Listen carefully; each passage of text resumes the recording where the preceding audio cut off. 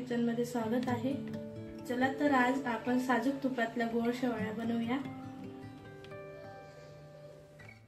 त्यासाठी आपण बारीक शेवाळ्या, काजू बदामाचे तुकडे, जायफळ, 1 वाटी साखर, पूड, साजूक तूप। आपण रेसिपीला सुरुवात करूया। त्यासाठी मी 1.5 लिटर दूध घेतलंय। दुधाला उकळी येईपर्यंत आपण 15 मिनिटं थांबू। दूध उकळीपर्यंत आपण साजूक तुपात काजू बदामाचे तुकडे तळून घेऊ 2-3 मिनिट। 1.5 चमचा साजूक तूप घेतले।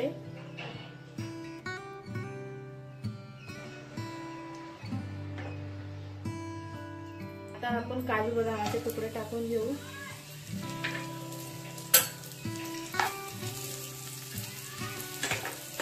त्यांना मस्त असं तळून घेऊ लाल होईपर्यंत।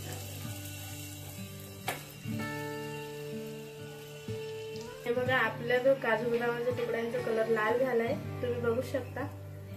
आता शेवाळ्या टाकू, त्यांना 2-3 मिनिट असं भाजून घेऊ।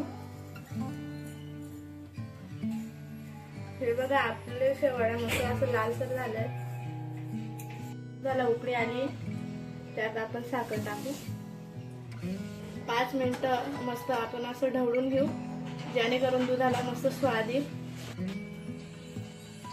आता 5 मिनिट झाले, अजून मस्त एक वेळेस उकळी आली दुधाला। आता आपण शेवाळ्या टाकू त्यात।